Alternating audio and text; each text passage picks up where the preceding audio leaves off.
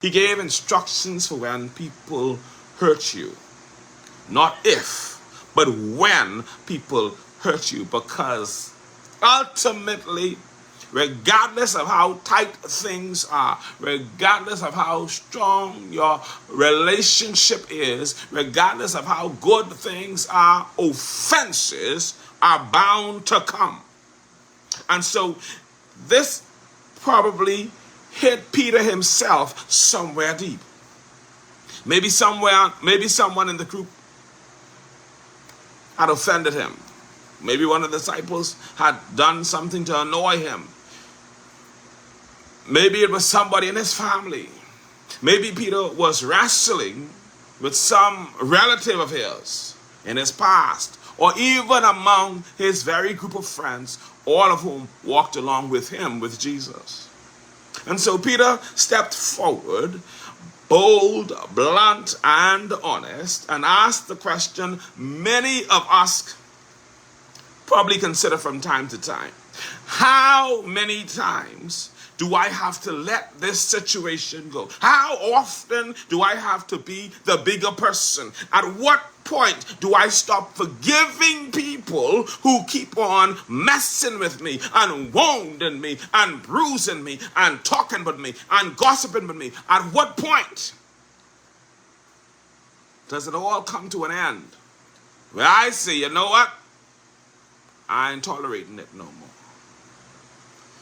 Peter even suggests a number that sounds generous. He says, Jesus, should I forgive them 7 times?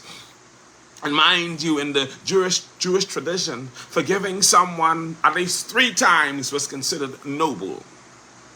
So Peter thought he was doing a favor or doing something great. He thought he was going above and beyond when he said to Jesus, should I forgive them 7 times? But Jesus broke the calculation when he said not 7 times, but 70 times 7. In other words, don't count forgiving, just forgive. Let's pause right here and let me ask you a few questions. Not just for Peter, but for you. Have you ever been to a place where you could not forgive someone? Where the wound ran so deep that even mentioning their name made your stomach turn? Have you ever needed someone to forgive you and they wouldn't? They tell you, I ain't gonna never forgive you. Did you carry that weight, that shame, that silence? Have you ever wondered, do I have to confess to the person I'm seeking forgiveness from? And maybe, did you decide I can go ahead and confess to them? Or did you say, God, I'm only confessing to you because what I've done is so shameful and so bad, I can't tell anyone about it. Lord, I can't bear the thought of them knowing what I did. But I still need you, God, to forgive me. These are not shallow questions. These are soul-searching, soul-level questions. And Peter, in this moment, is standing right where many of us stood in that story, in the tension between being hurt and being healed, between giving mercy and craving justice.